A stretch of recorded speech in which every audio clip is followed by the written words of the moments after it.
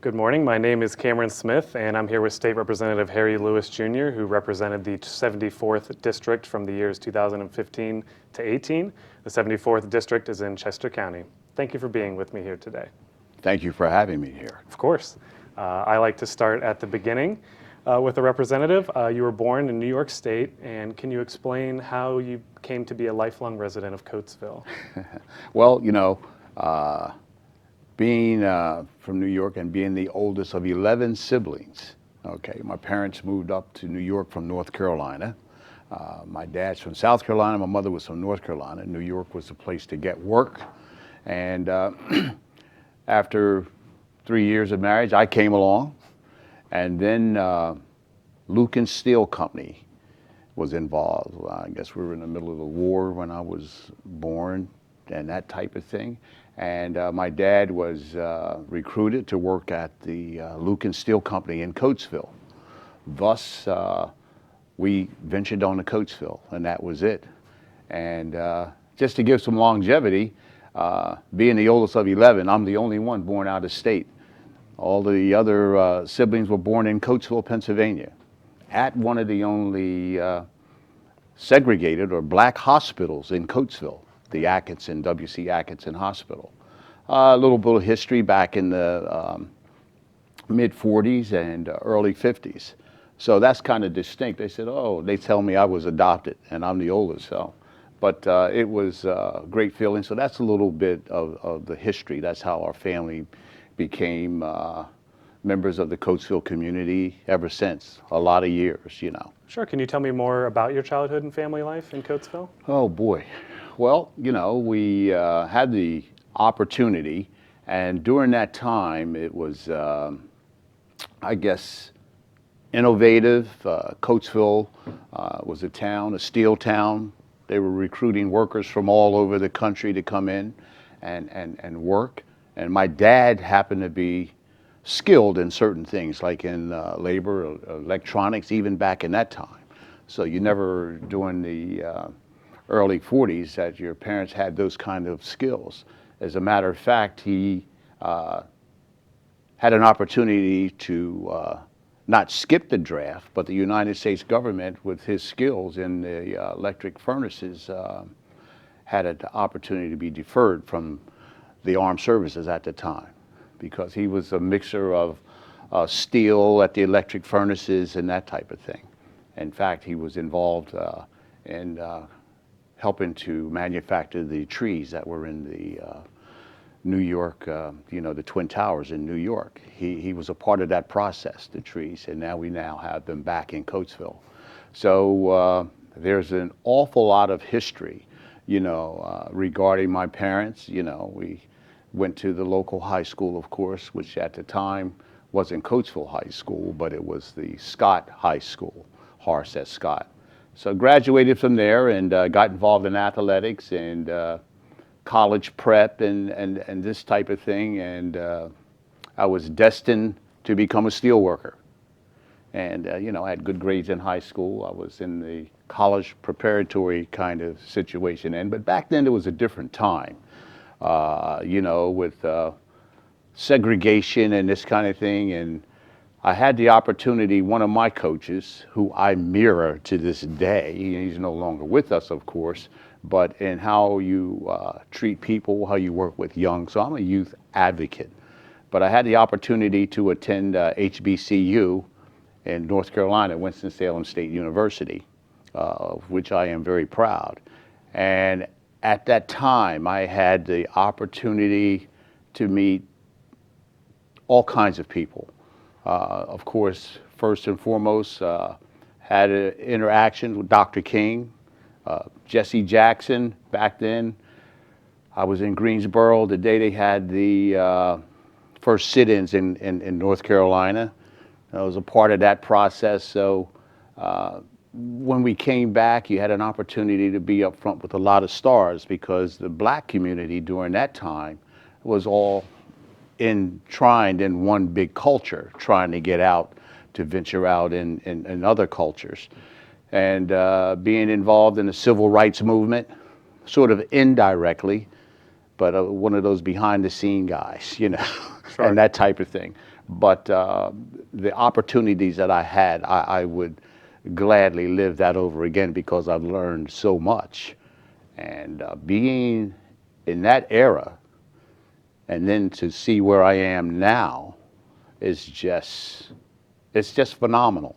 People tell me all the time, you know, and I never think about it because I like to classify myself as a doer. And you know, you don't think about what you've done. If people need help, you rush there, help them, move on to the next thing. So that's kind of my philosophical view on life in general and where I've come from. You know, there's no hatred.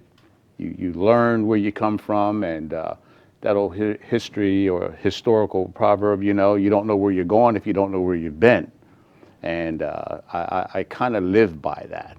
And you learn from your mistakes, and you learn from what you've done in the past.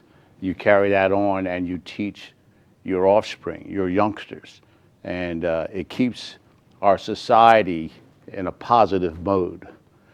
But I guess I'm unique in that when I came to this opportunity or this political opportunity, they asked me, because I'd had 41 years in education, you know, being a principal, doing this and doing that, and all involved in coaching and what have you.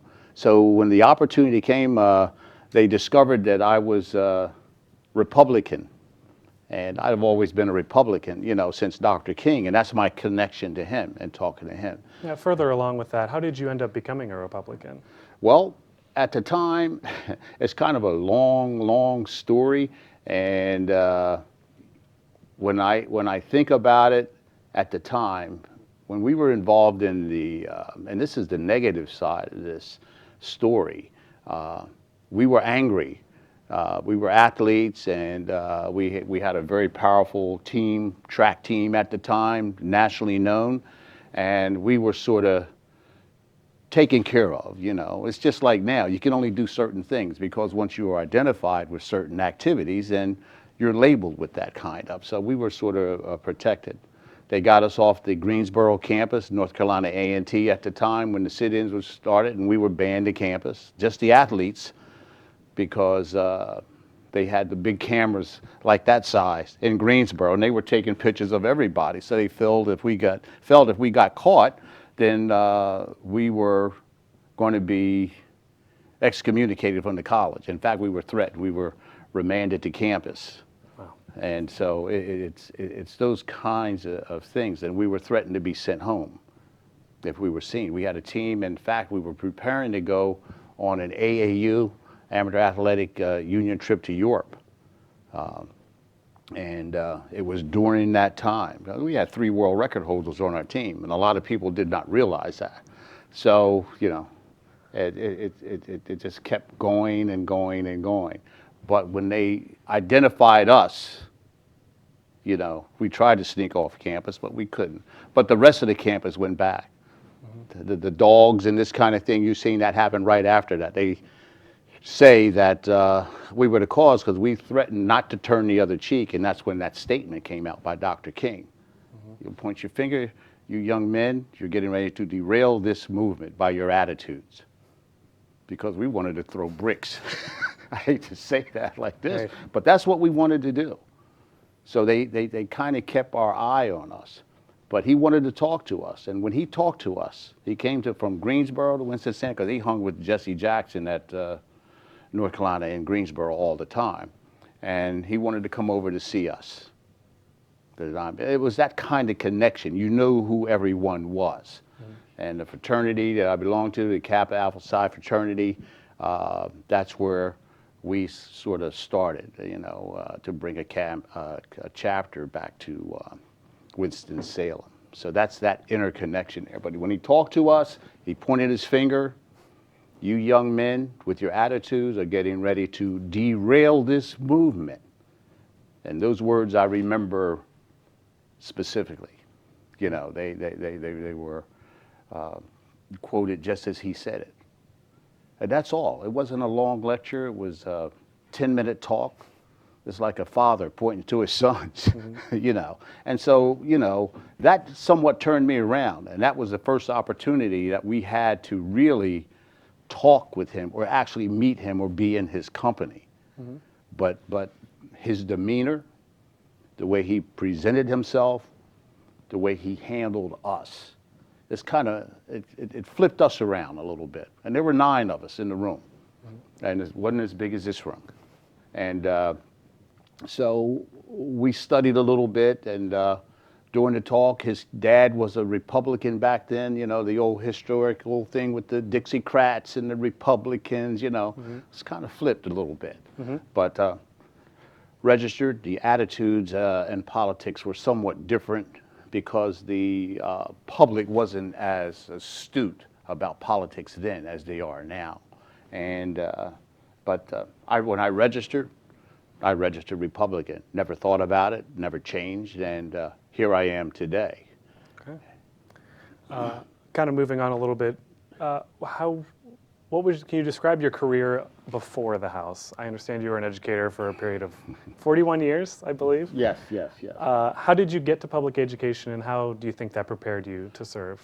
Well, you know, public education, I didn't really, we didn't have the opportunity back then, and my old coach from high school and junior high, you know, so because I worked at Lucas Steel Company for 3 weeks. Couldn't stand it. As I had to go somewhere. But he made the connections, sent me to the South, and he was a phys ed teacher, and he trailed and tracked all of the young men that he coached at that time, one of which I was. And when I went to school, Winston-Salem Teachers College, it was called. And you were going to be an elementary teacher. I didn't have a choice. I want to be a doctor, lawyer, or Indian chief. And so we started elementary education. And then as things changed for the university, which was a teacher's college back then, just like Westchester Teachers College, so on and so forth, Big House Gaines, coach, he was our mentor, AD, and this kind of thing. He came and said, boy, guess what? I said, what's that, coach? You're now a phys ed, you're going to be a phys ed major. So that's how I became a phys ed teacher. And fortunately, the coach that sent me was a phys ed teacher. So I learned a lot from all of those men back in that time, you know, because they were all father figures. And through the course of my career, it was a no-brainer. I could just do what I was taught. I saw how they cared. I saw how they operated with their athletes and how they taught them and how they treated them. And it was to be a man, be responsible, be accountable for your actions. And so I just picked up on that. Nothing that I do is really new, you know, in our society as we speak about growing up. I've raised my family to those standards. Had 3 daughters, though, no sons. So my nephews and my grandson, they catch it. But you know, I'm strictly an old school teacher, kind of. It speaks to the power of role models. Exactly. And I guess I've coached and touched the lives of hundreds and hundreds of young men. And, you know, I was coached for 30 some odd years, and I'm still involved with I'm USTA, United States Track and Field official. I still do the pin relays. In fact, looking forward to this year coming up. It will be my 40th year as a master official because that's my heritage, track and field, and I still love it and follow it to this day. So all of that connection, being athletic, being a coach, being a principal, even for a short stint, but an assistant principal and this type, all of those things tie in. And so when I finally retired in 2006, wow, you know, it's done. It was rough, and I had death in my family. I lost my first wife in 1998, and that was a life-changing situation. And after that, I stayed in education. It just kept me focused. And, you know, you still get emotional about it. And she was a teacher also. And then you're never going to get married again. Then I found the right lady, and she was the perfect lady for me now. And we've been married going on 18 years now. Congratulations. Well, yeah. And so we are a team, and she's as busy as I am. So all of those things that we represent, we try to have people look at us as role models and this type of thing. My grandson, my daughters, you know, you try to do all you can to make them look up to you. You know, nowadays, you know, with technology and this type of thing, you know, you can create your own educational environment through what, I don't want to say Facebook, but Google this and Google that, and it's changed education. So all of these things I feel I'm still a part of in a way, or having some influence. Mm-hmm. But it's at that time now where I'm sort of wading away. You know, at 77 years old, I look back, I said, wow, you know, you know, what am I still doing here? But I love life. I love our people. I love all people. And getting back to your original question about my connection from school to politics, I flatly turned the offer down when I was presented with it. Mm-hmm. But as I thought about it and my community, and I wish all people would think of it this way. You know, if you live in a community and you're vested there, do everything you can to help that community prosper. Number one, by being positive. You can only learn from history. You can't go back and change it. So you work towards that end to keep where you live or your community and make it positive and make it good for the young people and for the youth. So you think of that way. So when I got involved with politics, I finally agreed. I said, hey, why not? I live here. And if I have the opportunity and it's presented to you, you know, take advantage. You heard that old saying? It was that opportunity. If you don't let them in, you know, you can forsake and say, okay, I had that chance. But when opportunity knocked, I took advantage of it.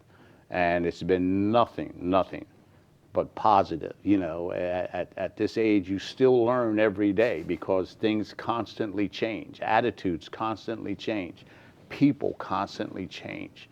And to stay in the loop, you have to be flexible to change. You get along and you help our youngsters, like yourself. Mm-hmm. You know, here you are, you know, thinking, interviewing me, and you know, you've been around forever. You know, I respect you because I think if I was your age now, and not to, you know, transfer it to you, if I was your age now, I don't know if I would survive if I knew what I knew and how I came up and how I grew up. So I admire the youngsters today because all of them are so smart.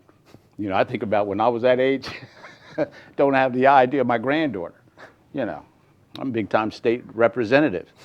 I say, Pop, let me fix that phone for you. It's beeping all the time.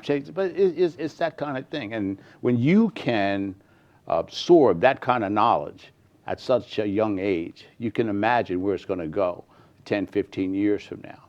It's almost a little scary. Oh gosh, and you know, you think of medicines, you think of technology, you know.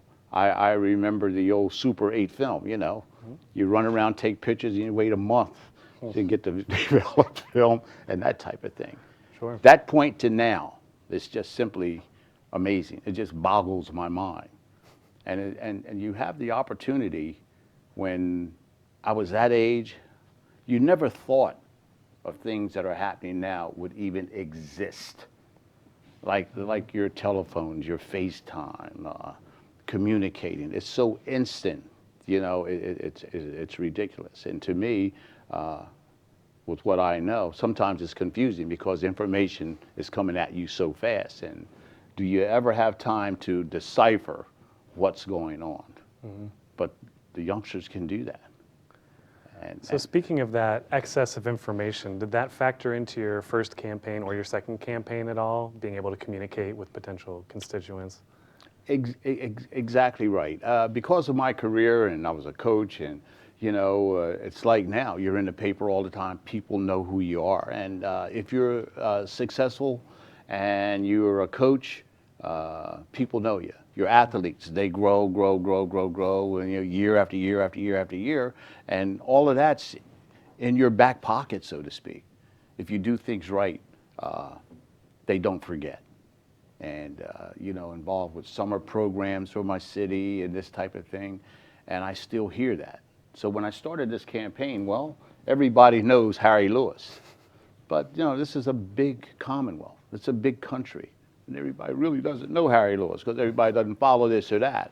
But when you find yourself reintroducing yourself to your own community, to your little part of the commonwealth, then you find out. And that's where you continue to learn. Well, I have to continually have to branch out and let people know who I am and why I'm doing this. And so that's kind of my story. The experience as an educator and as a legislator, there are a lot of parallels because you have a lot of other legislators that are former educators. And the bottom line is communication and dealing with people and networking and sharing ideas and coming up. That's how we work on our laws. You know, what's best for the people that we serve? What's best for our constituents? What can I do to make life better for the smaller communities that we serve? Sure. Do you remember how you felt on your first swearing-in day? Oh, gosh. Well, or even just the general experience? Well, it's and the reason I hesitate, it's so exciting to think, you know, once again, where I came from to where I am now, and you know, get on the and it means a lot to me personally, simply because when you come, and I've been fortunate to be around this long, when you come from a segregated time, when I had to ride in a car going back and forth to college from Richmond to North Carolina in a separate segregated car, you know, to now, that's a big deal. That's a big deal. Even though I did like riding because all the girls from the colleges were back then, and you didn't care about all that stuff. You were having a party, you know, on the train. But when you come from that, and you come from now, and still having the opportunity, I was told that I was the second Republican ever in the Republican caucus in this state house since the inception of politics in Pennsylvania. And the first gentleman was Mr. Hope I get his name, Mr. Robert Wright. I think he was from Delaware County. And I'm the second. That's a lot of years, you know, to represent, I don't want to say a group of people, but to represent my segment of my growing up in the Commonwealth of Pennsylvania. That's significant. Not necessarily being the first or second black, but being a part of history. And when I thought about that and the way I've been treated royally, I mean, it's been fantastic. You know, I almost felt like I was being taken care of, you know, and this kind of thing. But it was an honor to be in that position. So when we go to the inauguration and you're sitting there, and actually that was my first inauguration because, you know, you never come up, you take things for granted. Mm-hmm. But that feeling, and to have my family, my daughters and my grandchildren there, that was epic for me. So your mind is spinning and spinning and spinning, and you're trying to digest all of these things. I said, wow. But I never really thought of myself. I was just happy. I said, look at this. And then it takes other people. Well, do you know that you did this and that you did that and so on and so forth? Never thought about it that way. So it'll be out in my book, I guess. But we're writing a book eventually. It's on the list. It's on the list, believe me. To talk a little bit about your district, who you represented, can you just talk about it and the geography and the people? Well, you know, we're in Chester County. A lot of people see me and said, oh, you're from Chester. No, I'm from Chester County. So we are very economic Ridge County, Chester County, one of the top counties in the Commonwealth. But the district I served with a city, Coatesville, being the only city in that county and one of the poorest cities in that county, it's kind of a different feel. I say my legislative district goes from soup to nuts. You know, we have the top and we have the bottom, but because of Lucan Steel Company, as I alluded to earlier, with the steel situation leaving Coatesville, and we have a small mill now that does everything that the old mill did, but it's less employees, less workers, and they move away. And so that economic base for Coatesville has left. So now we're trying to revitalize and rebuild, and my wife is currently involved in that process, of course, along with the council and members of the community, in trying to revitalize the area. Then, you know, you have horse country, you know, you have some of your wealthiest people in that area, and if we ever work in tandem, and I think that's starting to come together, where people realize, you know, you can't just depend on one entity. We all have to do that, and everybody has to contribute their various talents. That was my objective. I think we've started a part of that. We hope that it continues, and we hope that you know, people will continue to really work together for the betterment of the entire community. So, and we have a lot of philanthropic people helping and contributing and doing their part. It's just a matter of having a leader or a person to come in to help reorganize and redo that. And so that's kind of where I am. Did you have any trouble keeping your constituents informed about what was going on in Harrisburg while you've been here? Well, not really. We tried to communicate with everybody, our offices, and I know a lot of people, and they know me, and they tell me I'm approachable, you know. One gentleman said, "Holy cow, I knew a lot of legislators and this type of thing, but I never knew one personally." So in my community, people know me personally. In fact, they don't call me state rep or honorable, they say Bud. That's my nickname. So that's kind of how we communicate. We send out newsletters, we have varied events, as the other state legislators do, and we keep them informed that way. So if you read, and we're an open office in our local office, and we try to help everybody. Sometimes you get critiqued. Well, you can't save the world, but you save your little part and do what you can. Sure.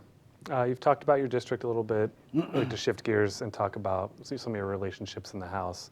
Whenever you started, did you have any mentors, either in your career or when you started during your tenure? Oh gosh, you know, I would have to say all of my colleagues on both sides, but particularly in the Republican caucus. I mean, they just kept me under the wing and kept me in everybody, you know, from the leader on down. They made sure I was okay. I learned so much about how to make a law, how to get involved with building the law, which is a very complicated process. And I maintained those processes. I didn't do as much as far as law is concerned, but because I'm an excessive reader, and I find myself reading more than I did when I was in education. Even though I was a gym teacher, they read too because they have health, whatever. But being in administration and having to keep up with everything, that's a daunting task, you know, and it takes years of experience to acquire those talents to do a law that's viable and the constituents can appreciate. You talked how you've gotten along with both caucuses. Can you explain the role of camaraderie through either within your own caucus or between other caucuses, how that's played a role in your tenure? That's played a major role, you know. We've had working relationships, you know. We're very cordial in this type of thing, and that's just my lifestyle. I don't look at it as, you know, the other side of the aisle, because in my mind, we think about the same things.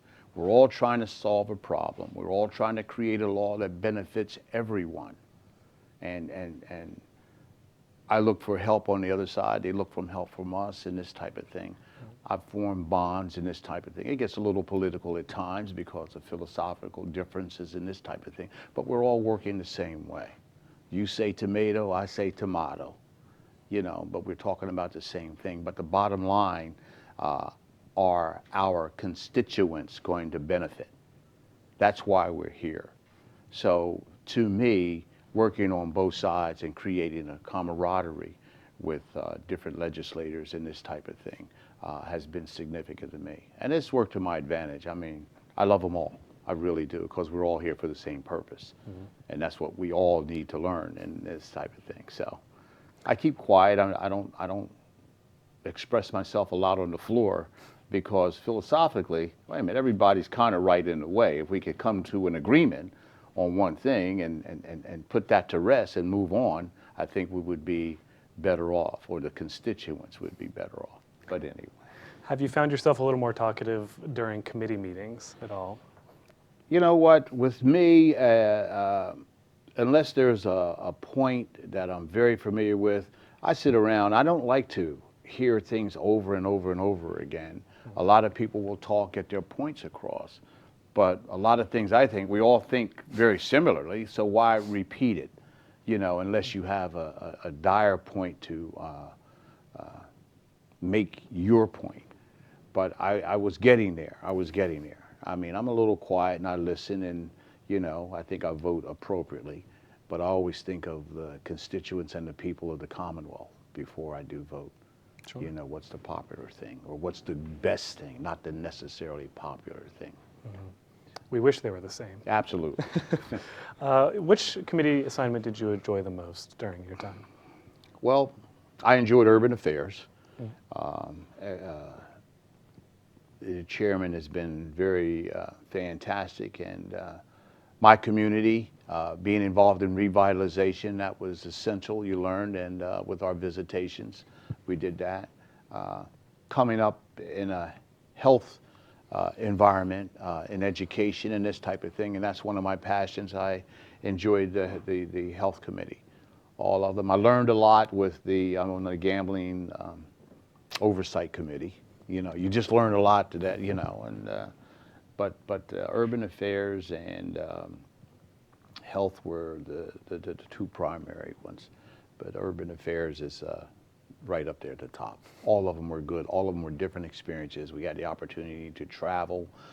We had an opportunity to involve our communities in discussions that were relevant to any issues that the communities had, and this type of thing, and especially education too.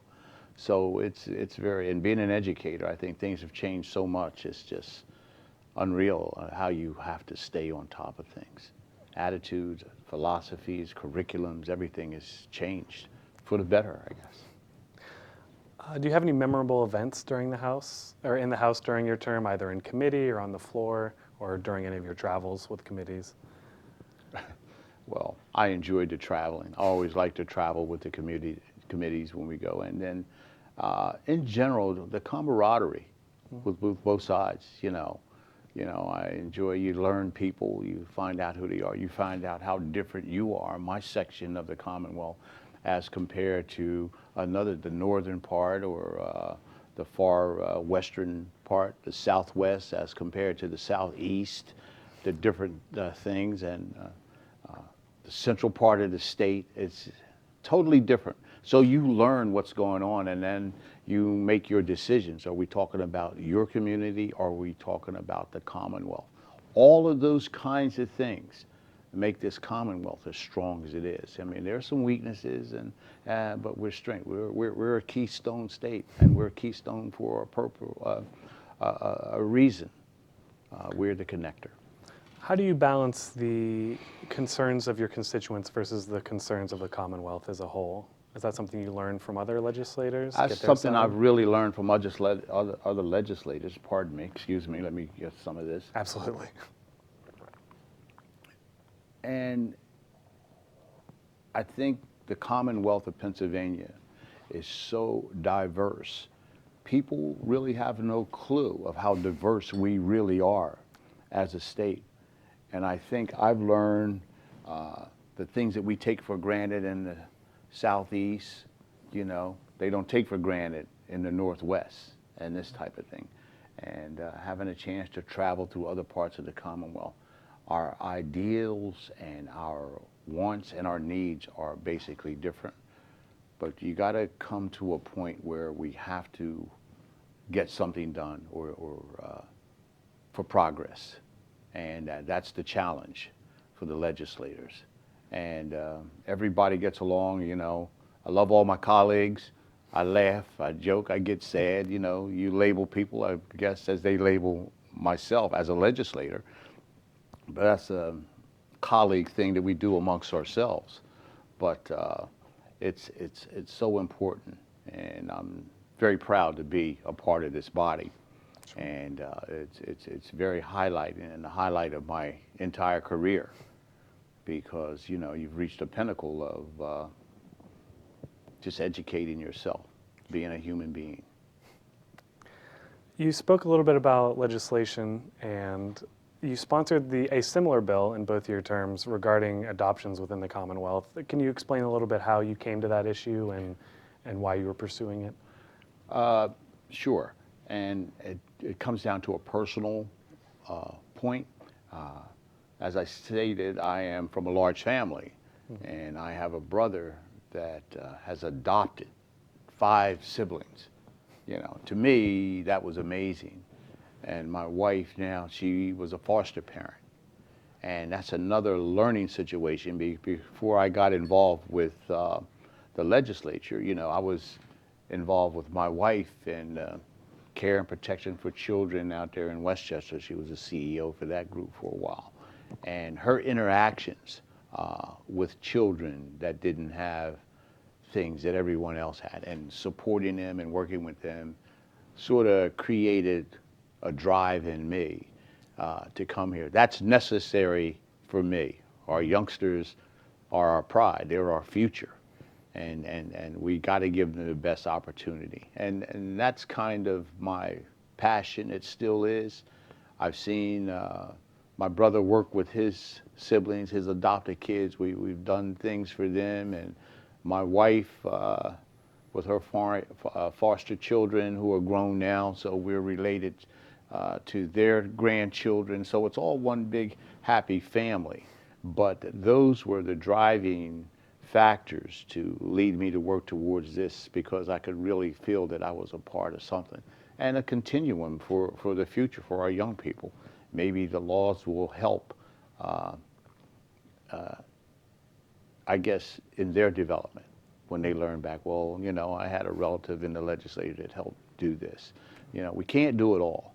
And I've never tried, I only could do what I can do. And if I could help, I jump right in. But this piece of legislation was very, very significant to me, and that's the one I sort of stuck with mostly. And that's when I was on the Children and Youth Committee too, but I was since removed from that to go to another committee. But that's my passion. Sure. Can you comment on your role in the Coatesville Gateway Project?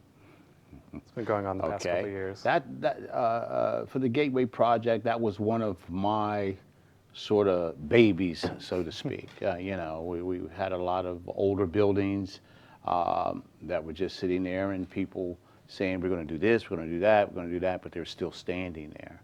And initially, let's get a shovel in the ground. I worked with Legend Properties, and they were the community that came in. So the developer that came in. And so I aligned myself with them, and we're still working. It's a long process. It's a long process. And as we speak, there's a meeting relative to that community today going on as I'm here with you. Would you rather be there?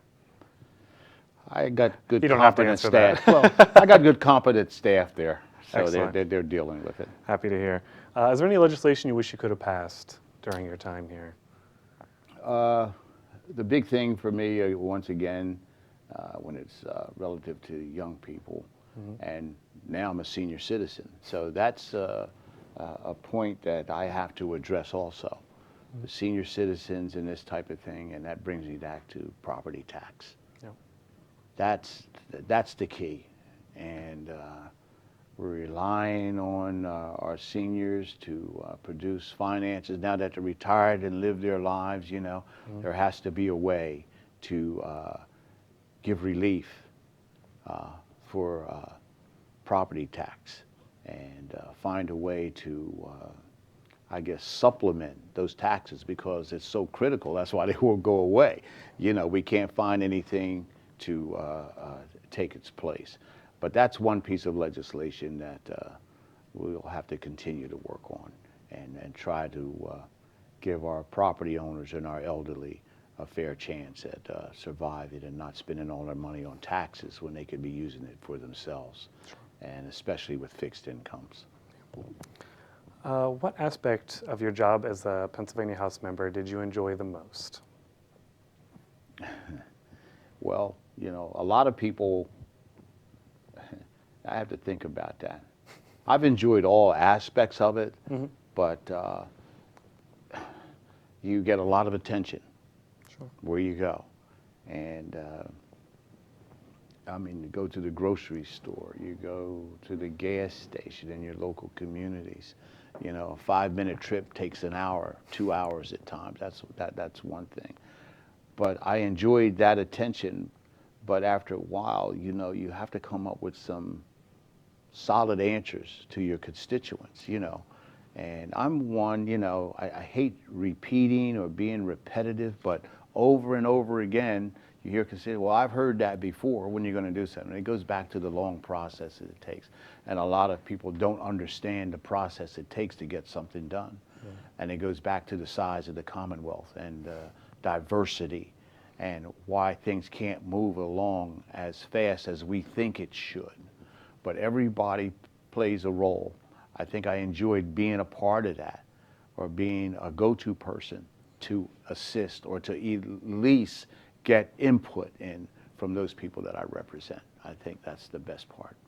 Maybe you touched on this a little bit, but what did you enjoy the least? Well, that's a very difficult question for me, because what I enjoyed the least, I didn't enjoy people assuming. People that talk about and try to have influence about things that they absolutely know nothing about. And they create their own sense of knowledge when it's in fact not factual.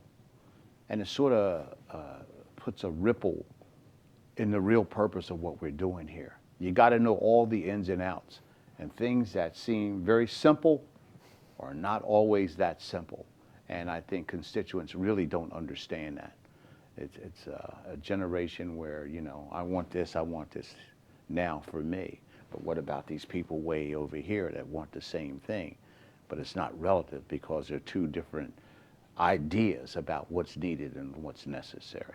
So that's the problem in bringing all of those together and trying to satisfy as many people as you can. Trying to educate people. Exactly.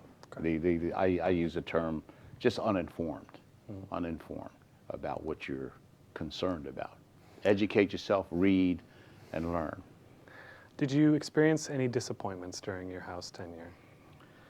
Well, you know, once you get involved, then you want to continually do more and more and more and more.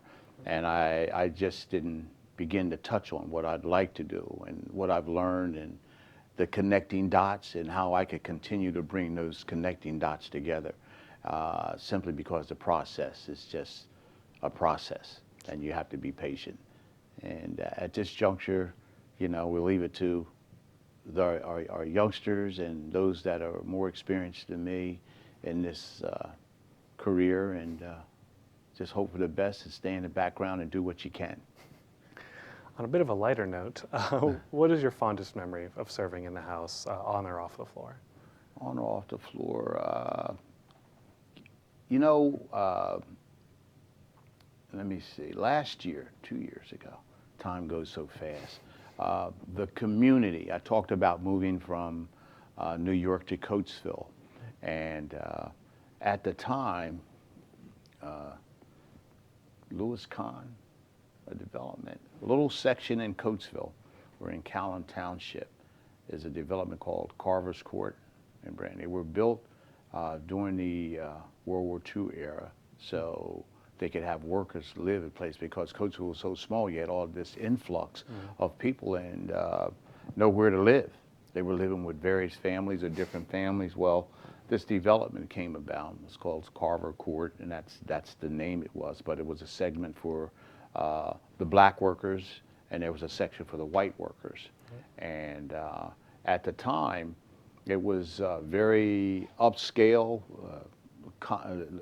Louis Kahn developed it, designed it, but he eventually walked away because it was segregated. He wanted to build houses for everybody, but it was a sign of the times then. Well, anyway, to make a long story longer, we had the opportunity, and a young lady, Miss Kennedy, that lives in Carver Court, she went to the archives at the University of Pennsylvania and discovered the history.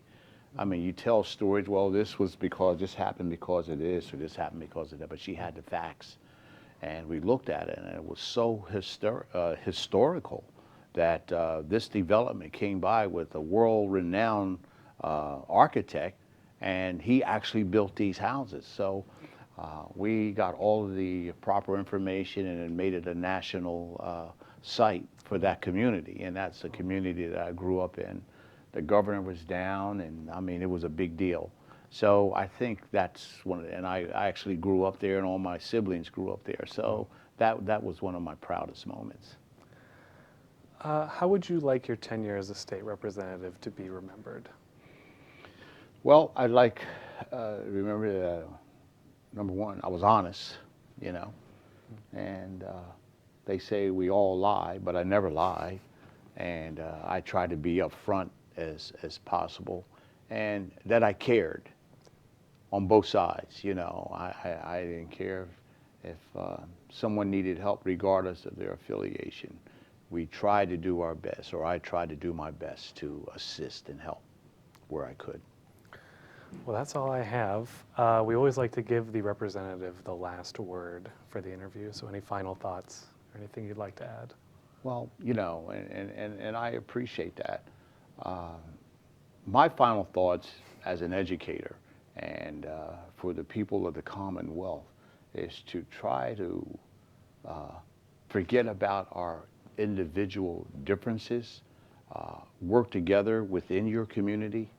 Always, always think positive about the people in your community, and do what you can to assist those that are coming along and assist those that are younger than you.